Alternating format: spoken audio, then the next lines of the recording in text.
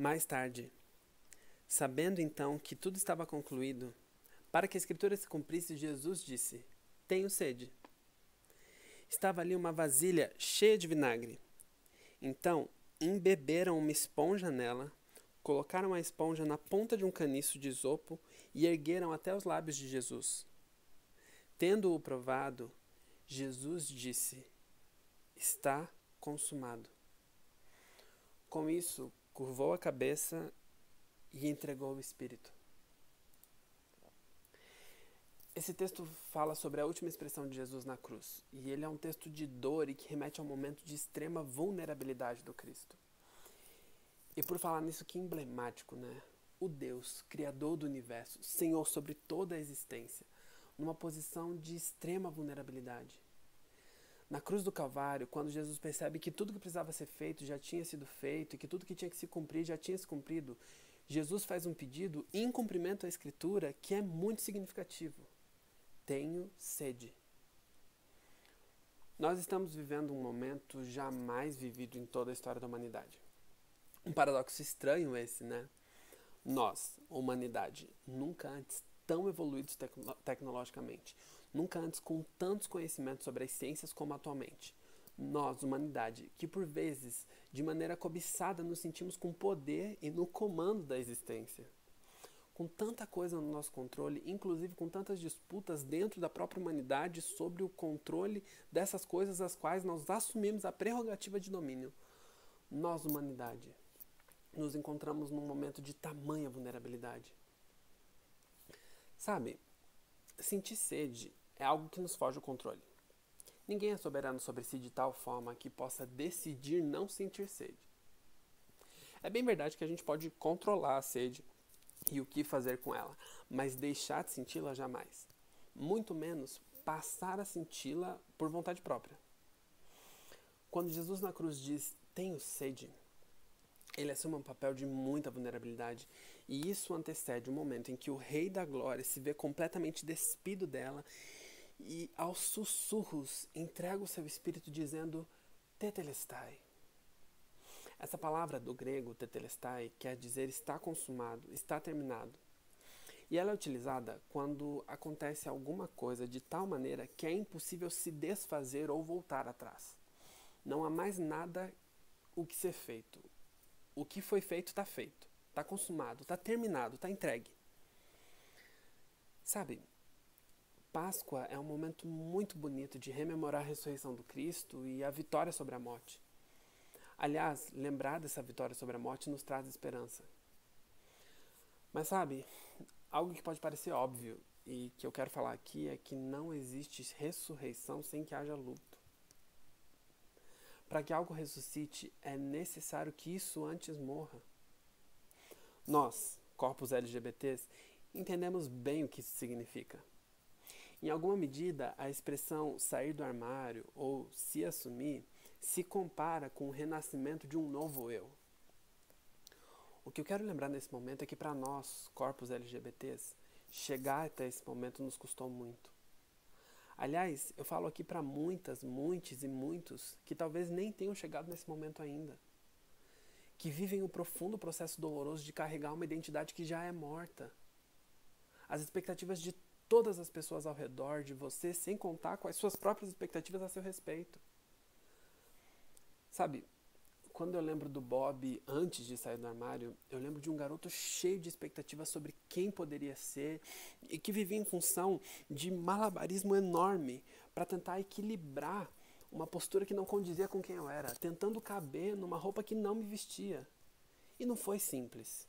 Teve muita dor, muito choro, muita angústia, muito medo. Eu falo com você que estava prestes a sair do armário e se assumir, mas que por conta da quarentena vai ter que aguentar mais uns dias.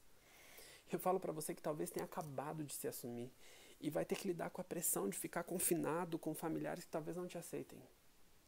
Ei, a dor, a angústia, o luto e o medo fazem parte do processo. Mas o processo não acaba aí. Existe vida logo mais adiante no caminho. Existe esperança nesse momento de morte, porque existe algo além desse momento que só pode ser vivido a partir desse momento. Talvez seja tempo de não se ver saindo do armário ainda, ou de viver uma pós-saída não tão boa quanto se planejou. Mas calma, calma. No terceiro dia, no terceiro dia o sepulcro vai estar vazio. E isso é lindo. É necessário morrer, é necessário viver o luto. Só existe ressurreição de algo que outrora não vivia mais.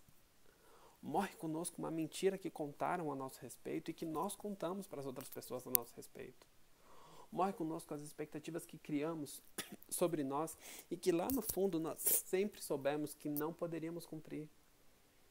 Morre conosco a necessidade de resolver desejos e projeções das outras pessoas sobre quem éramos e quem poderíamos nos tornar.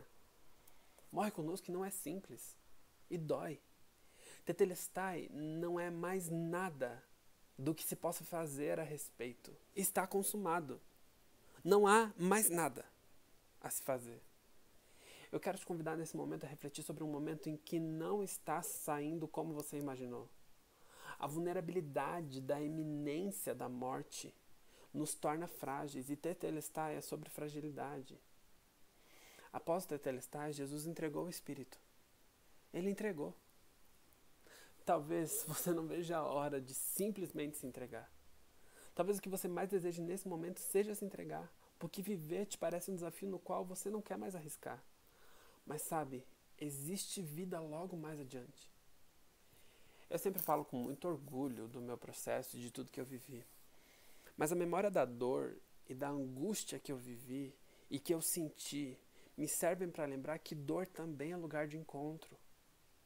Que nessa Páscoa possamos lembrar que Cristo venceu a morte para que nós, corpos LGBTs, tenhamos vida e tenhamos com dignidade e abundância.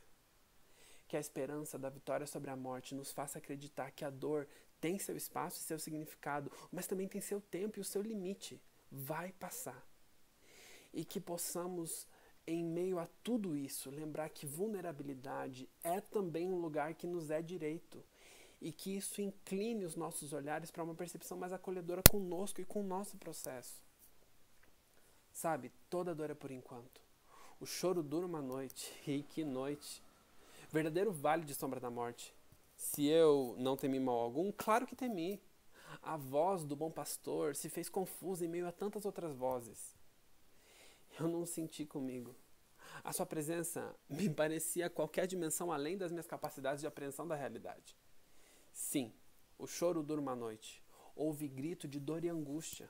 Uma angústia que translitera em subjetividade o clamor do salmista expresso pelo Cristo na cruz. Deus meu, por que me abandonastes? Poucos instantes após esse grito angustiante, um sussurro fraco de entrega. Tetelestai. Já não há mais o que se fazer. Não há mais fôlego de vida no corpo. Está consumado.